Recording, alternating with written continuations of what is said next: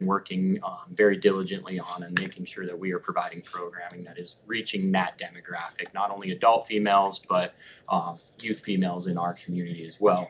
And specific to this grant proposal, the program, increasing access to sports and girls, I brought Baylor here to at least give you an idea of the concept of what we are proposing the grant funding will go to, and why we think that it is a very compelling grant submission because of that.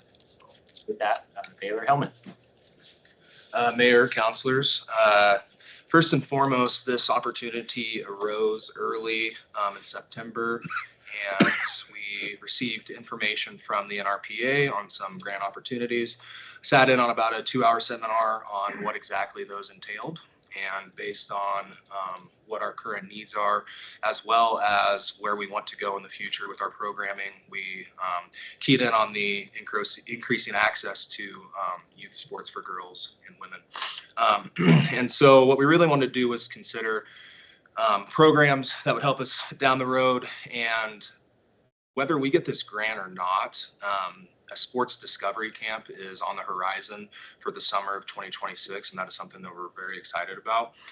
But we do believe that being able to successfully obtain this grant is going to even further help us make this reality at a higher level probably than we would if we didn't get it. So just give you a quick idea of what it's going to be. But the Girls Sports Discovery Camp will be the first of its kind in Casper. This will be a 3-week camp that will allow girls to participate in a multitude of sports programs at a low barrier to entry. Each day of the first week, participants will be introduced to one of the various sports offered: flag football, volleyball, basketball, pickleball, and tennis. At the end of the first week, each participant will be allowed to choose which sport they most want to continue in for the remaining 2 weeks of camp. We're going to focus on continual skill development, team creation and practice, and then preparing participants for the third and final week. In the last week of camp, that third and final week, they're going to be given an opportunity to participate in a tournament with their respective peers. What we really want to do here is create new programming that serves marginalized segments in the community, obviously especially girls, because this is what that grant is entailed for. This plan is going to be executed by strategically and intentionally executing unique and unidentified areas of sports participation not currently met in our community. In the same vein, part of our programmatic plan is to hire coaches to instruct our participants, and that's something that we don't currently have as a sports lead position, but that is something that we believe that we can create with these funds from this grant. And so we are looking to offer this program to girls aged 8 through 10, 11 to 13, and 14 to 17. The YMCA Boys and Girls Club in our community is hitting those 8 and under targets, but we believe in our community that it's really that 10 to 17-year-old adolescent group that is not being served properly. And so that's where this camp is coming in. Each age grouping will be allotted 2 hours daily. Grant funding will also be utilized to hire at minimum 5 new youth sport leads within the city of Casper. This position will serve to implement, execute, and instruct participants for the Sports Discovery Camp and similar programs in the future. Something that the NRPA was looking for in the application process was incorporating their youth sports framework. We were able to incorporate 3 of those 5 youth sports framework with the application. Generally, a camp is formatted to focus on one specific sport. This camp breaks traditional barriers to access by giving participants a multitude of opportunities with creative freedom to choose what they want to participate in. This is a changing policies and practices initiative. That is one of their 5 youth sports frameworks. We also plan to utilize grant funding for recruitment and training for our camp coaches and assistant recreation coordinators. Our organization would partner with the Children's Place Counseling here in Casper to utilize their services to fully train our coaches in youth behavioral development. For technical sports instruction, we would utilize the NFHS Learning Center to provide paid training for fundamentals of coaching. Another framework of the NRPA is to engage youth voice. We will offer an opportunity for camp participants to apply for the Girls Sports Discovery Camp Advisory Board. Based on applications, each age grouping will be allowed to select 3 representatives from their age groups to sit on the board. This board will not only engage youth voice, but will also give them an opportunity to provide direct feedback on the program they are participating in to improve it in real time in the future. As far as the grant's concerned, initial implementation is scheduled to begin in January of will last from January of 2026 to June of 2026. Once awarded, we will begin the COP in January of 2026. And then so on and so forth from there. We will set out job descriptions for the sports lead, try to have those hired and implemented by February 1st, and then consult with the Children's Place Counseling and NFHS to have our staff trained by April 1st in order to start camp on June 1st. So a bit of a mouthful there, but to take any questions. Questions for Baylor, right? Yes. Any questions for Baylor or Nick? Sounds like a great deal. Continue to focus in on the mission of. Oh, sorry, Michael, I didn't see your hand up. Thank you.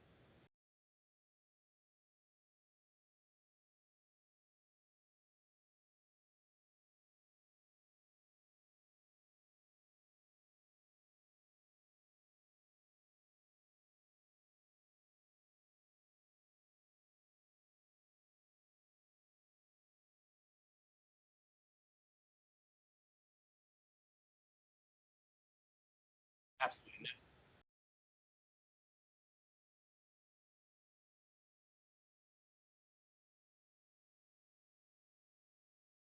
Mayor, Counselor, absolutely not. And that was one of the key conversational pieces that myself and Taylor had when we were talking about how this grant would impact the first year, but what our strategic direction would be moving forward to ensure that this wasn't a one and done opportunity. Do you want to talk a little bit more to that? Mayor, Counselor, a huge partner of ours is a CRF, Community Recreation Foundation, and we believe that with their current financial status and resources, that if we can successfully execute this program in the first summer, we will have a good track record to be able to look back and say this is something that needs to continue in the future. And I don't believe that at that price range, it's something that they're going to balk at necessarily.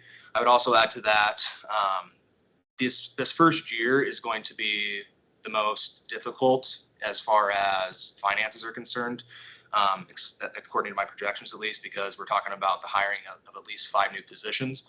And we're looking at in the budget breakdown anywhere from $14,000 to $15,000 to what it's actually going to cost to get all those new employees onboarded. If we can get a good crop of employees in and have them trained up in this first year, not that they're not going to need further training down the road for next summer or summer of 27, but that would be less upfront cost in getting that done with Children's Place Counseling and the NFHS.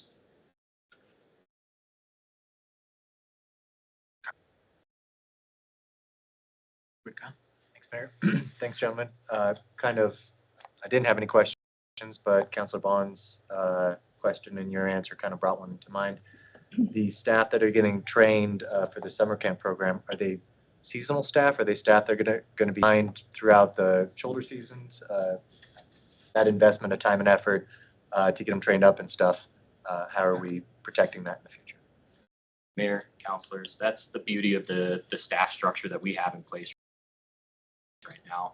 We have many positions that are seasonal, assistant rec coordinators that they have project codes where we're able to utilize them in all different work groups throughout the year.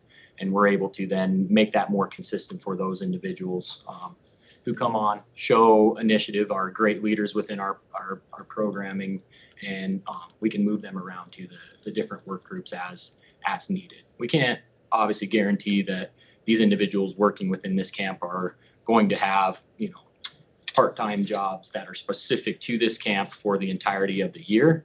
But it would be the hope, and I trust Baylor exclusively in his hiring practice, that we get a good crop of individuals that we'll be able to utilize throughout the year in other areas. Thank you. To clarify, though, they would be non-full-time employees utilized throughout the entire year in different roles. Any other questions, clarifications? Looks like we just need to give a thumbs up to have them move forward. Thank you. Thanks. Nice to meet you, Bailey. Okay, agenda review. Pat cannot ask any more questions about an agenda review since he used the beginning. Sorry, Pat. Just kidding. Are we gonna have an attorney tonight? Yeah, so great question. So What are you planning on doing? yeah, Pat's like, I see my opportunity. Exactly. No, I And so he will be joining us. He didn't come to the pre-meeting, but he'll be joining us in the regular meeting. Okay. And then, of course, at our executive session tonight too. But that doesn't mean you can't stay in bounds here, Pat. So can I ask a question? Probably it should be Eric, but anyway, so as going through the packet, and I mean, not that we haven't had bigger packets than that, but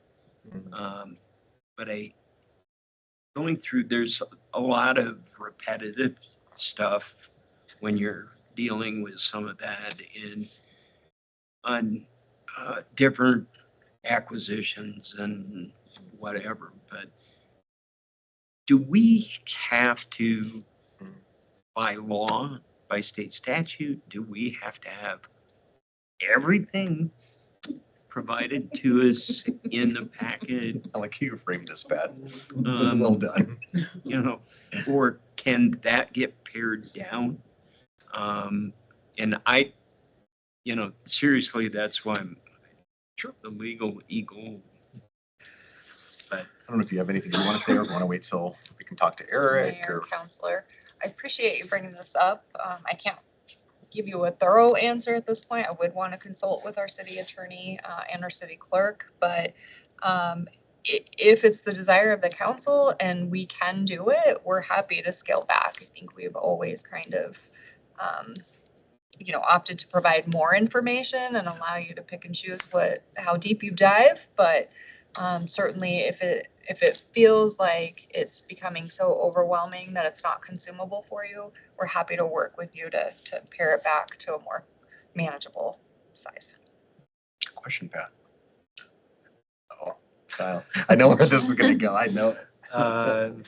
I could totally empathize with you. So as a frame of reference, I apologize. I missed the first 10, 15 minutes, but as a frame of reference, we had over 800 pages of packet materials over the weekend. So I totally understand where you're coming from. It does make it difficult to get through that sometimes, especially when you're busy with personal, professional, and other stuff. But I actually appreciate erring on the side of oversharing rather than undersharing.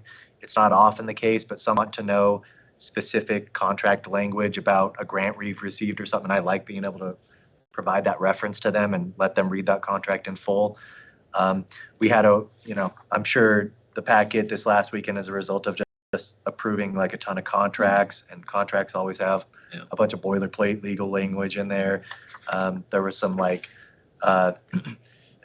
city attorney providing a lot of exhibits and stuff, and a lot of it's stuff we've already seen before. So I totally get where you're coming from, because when I'm hurting for time, opening up my attachment and seeing 800 pages is not like super welcome news a lot of the time. But I would like, I'd want as much as publicly accessible as possible, just to err on the side of transparency and stuff. But so on page 588, you did notice the yellow sticky covering a part of the language. I did not make a note of that. So how well are you? Well, I made a note on page 560 of the 2,700 tons of ice slicer we were buying, but I get where you're coming from. Yeah. If I get to the memos, I think I'm doing well. My iPad is not equipped to handle Do this. that. I need a newer version apparently. Well, I mean, maybe what we can do is can we review it at least and just take a look and see? I mean, it's not worth a ton of staff time in my mind. I'm just, number one, I couldn't get it to upload. It was a big one. Number two, I tried all weekend thinking it was my end. Then I came down here Monday morning and thank God got it loaded, but then I got kicked off for the next 2 days. Even though it was loaded, trying to figure out, and I'm not very good with this stuff. This guy is, I mean, but Back in years ago, from what I heard, they used to deliver the packets, paper packets to the council members on Friday. So 300 pages. Was it a binder? Do you guys know? Do you remember? 800 would be, big old 3-ring binder. Big old packet. So I mean, so granted, right, I mean, I hear what you're saying, but if it doesn't take a lot of staff time, could you guys maybe just do an eval of all the information that goes in and just take, I don't want it to be a bunch of work, but maybe do with that. I don't know if there's a compromise or how we would look at that, but I certainly agree with Kyle, and I do agree with you too, Pat. It is one of the bigger, you know, I haven't seen one that was much bigger than 800. In a long time. It was definitely on the bigger end, for sure. Say the budget amendment itself Was in there too. you know, Yeah. close to 100 pages. Yeah, don't spend too much time, but maybe just review, that'd be great. Get used to that down arrow on the contract side. You bet, Michael.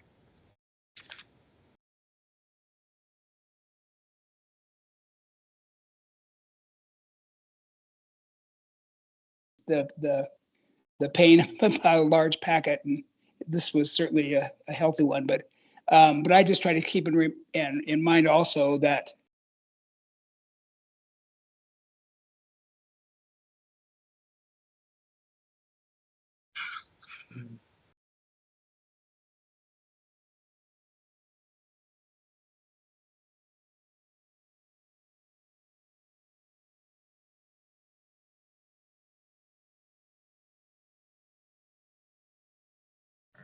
Thank you. Appreciate it. Okay, any other questions about the agenda review? I don't know if you have anything you would like to. Nope. All right. Got about 3 minutes, so that'll be great. Does Matt not have a steak fry or something? I mean, Matt, are you at a barbecue right